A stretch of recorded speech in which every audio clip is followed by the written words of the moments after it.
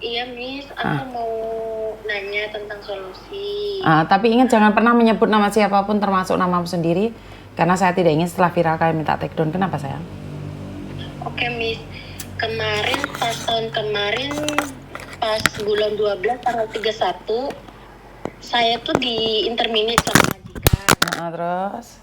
Tapi majikan saya suruh saya buat pengunduran diri. Suruh saya yang nulis, terus saya tulis lah.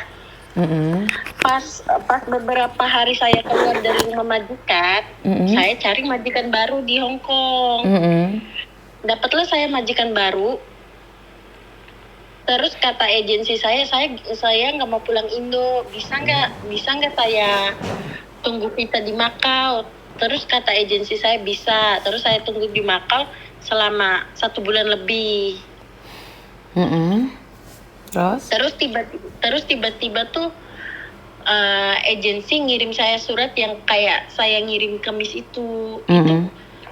Itu surat itu, Miss, apakah visa saya masih bisa turun atau memang visa saya ditolak mentah-mentah, Miss? Oke, dalam surat itu sepahaman kamu apa yang dimaksud dengan oleh imigrasi? Kata agensiku itu katanya visaku ditolak mentah-mentah. Betul. Kamu di Hong Kong berapa lama? Aku kemarin pas visaku udah habis di Macau 1 bulan itu, terus aku sekarang masuk Hong Kong lagi, tapi aku cuma punya visa 1 bulan, pakai visa turis. Pertanyaan saya, kamu berapa lama di Hong Kong? Majikan yang ini 1,5 tahun, Miss. 1 tahun 2 bulan. Lah posisimu nunggu visa, kenapa kamu masuk Hong Kong? Karena saya mikirnya tuh, Miss, mungkin visa saya udah nggak bisa turun, makanya saya ke Hong Kong lagi. Ya itu kesalahanmu sayang. Orang lagi nunggu visa, kan nggak boleh masuk Hong Kong. Sekarang visamu direfuse, ditolak mentah-mentah karena mungkin imigrasi ngelihat, lah ini anak cari majikan, sudah keluar dari Hong Kong, balik lagi ke Hong Kong. Dan maaf, Miss, aku ke Hong Kongnya itu pas udah keluar surat itu, Miss. Aku baru kemarin ke sini. Tanggal berapa kamu ke situ, sayang? Kemarin tanggal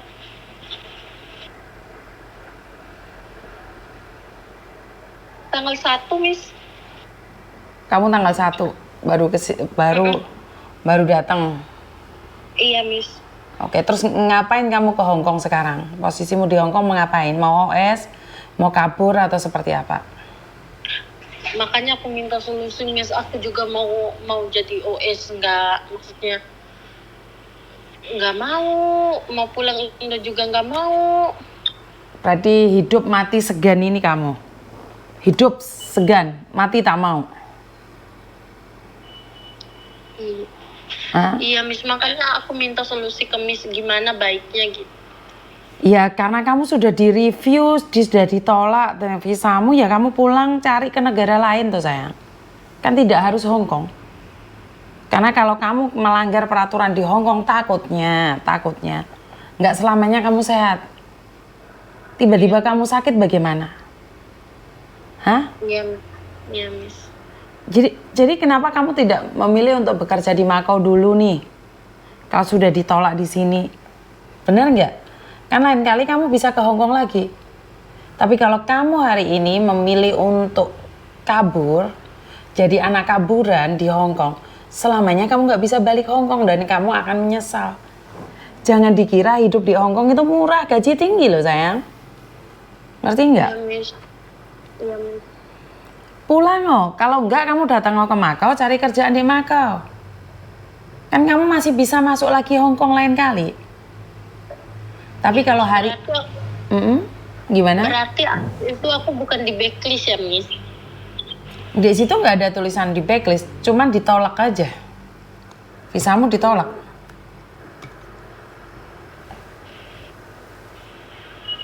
Hidup yang jelas-jelas Tondo, jangan sampai kabur. Sudah banyak sekali kasus-kasus anak-anak ilegal, bener nggak?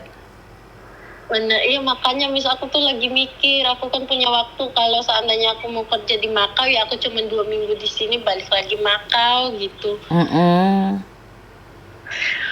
Karena aku takutnya kamu menyesal suatu saat. Iya Miss. Mm-mm. Lebih baik tentukan pilihan pulang. Kamu nggak punya uang tapi pulang masih sehat. Jangan sampai pulang tinggal nama sayang. Kasihan keluargamu. Iya Miss ya. Jadi kaburan di Hongkong nggak enak. Tak kasih tahu kamu ya. Saya itu permanen Hongkong. Gaji 15.000 itu nggak cukup loh, Nduk. Harus membayar sewa rumah, harus transportasi, harus makan. Iya, Iya Miss. nggak cukup, Nduk. Kalian gaji 5.000 jadi pembantu itu di rumah. Nggak usah bayar listrik, nggak usah bayar air, nggak usah bayar apa-apa. Uangmu bisa tersimpan dengan utuh. Minimal maksimal itu 4.000 atau 3.000 kalian tuh bisa nyimpan. Tapi kalau kamu hidup di luar, bulan ini kerja, bulan depan kamu nggak kerja, terus gimana? Iya Miss. Ah, Tapi seandainya ya Miss, mohon maaf Miss, seandainya kalau aku ambil paper itu nggak segampang yang dibayangkan ya Miss. ambil paper gampang sih, tapi resikonya kalau kamu sakit, ambil paper berarti kamu sudah siap menyerahkan kewarganegaraanmu. Ya Miss aku juga mau pulang Indo, mau kerja juga di Makau. Kenapa kamu bertanya tentang paper? Kamu ingin jadi paper nih? Iya Miss. Kamu ingin jadi paper? Iya Miss. Mau kerja apa kamu di Hong Kong? Kalau kamu kerja ketangkep, kamu di penjara 1,5 tahun. Karena jadi paper itu nggak boleh kerja. Makanya dikasih uang 1.200. 1.200 cukup buat makan kamu. 1.200 cukup untuk bayar kos-kosan kamu. Coba cari usaha sampingan lo Miss. Kalau seandainya di paper setidaknya tuh ya yang enggak terlalu rasa rusuh hati tuh kayak overstay gitu. Overstay dengan paper apa bedanya sayang? Emangnya kalau paper kamu kerja nggak ditangkap? Emangnya kamu kerja open BO nggak ditangkap? Kok berpikiran malah pingin jadi paper sih? Emangnya kamu nggak ditahan? Penjaranya 1,5 tahun. Aku takutnya nih keluargamu, suamimu, anakmu nyari kamu loh. Itu kalau kamu sehat terus, Nduk. Kalau kamu sakit, hah? Ya Miss. Saya sudah nyangka bahwa kamu punya pikiran untuk kaburan. Paper kan kaburan juga termasuk. Iya Miss. Kamu paper mau jadi apa, Nduk?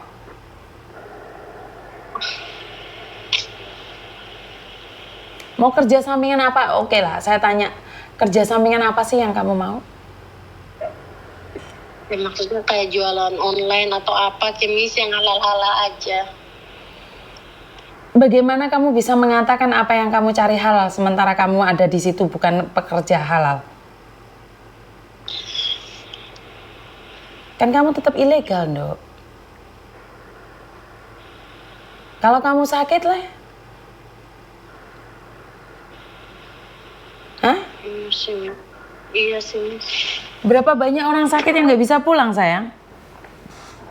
Iya, kalau kamu sakit nggak apa-apa. Tiba-tiba kecelakaan ketabrak mobil kayak yang kemarin di Malaysia, siapa yang tanggung jawab kamu, sayang? Iya. Kenapa nggak pikir yang ngeres-ngeres itu?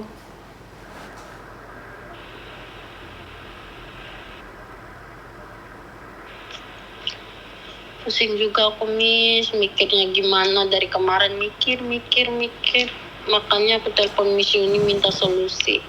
Ya, banyak orang mengatakan, Miss itu ada orang yang 10 tahun, 20 tahun jadi paper nggak apa-apa tuh. Ya mereka masih yang selamat, Nduk. Apakah kamu bisa berjanji untuk dirimu sendiri selamat? Apakah kamu akan sama rezekinya sama dia? Apakah kamu bisa menjamin? Kenapa? pasti rezeki orang kan beda-beda, Miss. Nasib orang kan beda-beda. Aku juga takutnya juga di situ sih, Miss. Masih ingat kemarin yang meninggal dunia, anak overstay, berapa ratus juta untuk mengirimkan jenazahnya pulang ke Indonesia. Kamu boleh meninggal, tapi jangan merepotkan yang hidup. Iya. Kenapa kamu nggak pingin pulang, sayang? Punya utang ya? Punya utang sih enggak, Miss. Cuma masalah keluarga aja jadinya. Ya, nggak pengen pulang aja. Kenapa dengan suamimu? Oh. Kalau pulang Indonesia juga, Miss, gimana ya? Kenapa, Dok? Kalau pulang Indonesia kenapa, sayang? Percuma aja pulang Indonesia, Miss. Nggak ada yang harus. Kamu nggak punya anak? Anak punya. Lah kenapa kamu bilang percuma? Maksudnya yang kalau mikirin soal masalah keluarga tuh, Miss, jadinya tuh nggak pengen pulang. Emangnya yang punya keluarga itu kamu tok, Dok? Orang lain nggak punya masalah keluarga juga.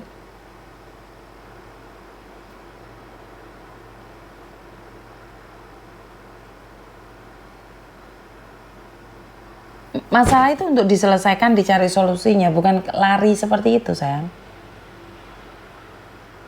Miss Yuni yang penting sudah mengingatkan nih, kalau kamu kaburan, kalau kamu menyerahkan paspormu, karena kalau paperan itu kamu menyerahkan paspormu, aku cuman berdoa agar kamu sehat-sehat dan umurmu bisa bermanfaat. Tapi ingat kata-kata saya, apes tidak ada dalam kalender. Dan jangan samakan dirimu dengan orang lain. Orang lain paperan, itu selamat, bisa kaya, bisa punya uang, bisa soge. Ada yang paperan seperti ini, seperti itu, diwancai. Itu urusan mereka. Sebelum mereka sakit, saya harap mereka sudah pulang ke Indonesia. Tapi ada orang yang baru melakukan sekali langsung hamil. Ada orang yang melakukan satu kali langsung kena polisi di penjara. Ya karena apes tidak ada dalam kalender, sayang. Ya sekarang kamu hidup di luar, kamu bersama teman-temanmu bebas, ya pasti kamu kepingin melakukannya. Tapi kalau kamu benar-benar sudah di luar, ini barusan ada anak yang telepon saya pingin pulang overstay. Iya, Miss. Ya karena niatnya bekerja di luar negeri itu apa ya, merubah nasib ya, bukan menganiaya nasib sendiri ya. Saya nggak jelas nih pikiranmu seperti apa dan bagaimana. Ya namanya rezeki orang kan tidak sama toh. Hari ini kamu di interminit, visamu tidak dikeluarkan. Tapi saya tetap katakan tidak setuju jika kamu jadi paper atau kaburan karena apes nggak ada dalam kalender. Iya, Miss. Saya lebih memilih pulanglah, pindahlah ke negara lain jika Hong Kong memang bukan rezekimu. Karena saat kamu apes, jika kamu pernah menanam karma baik, mungkin Tuhan masih bisa selamatkanmu.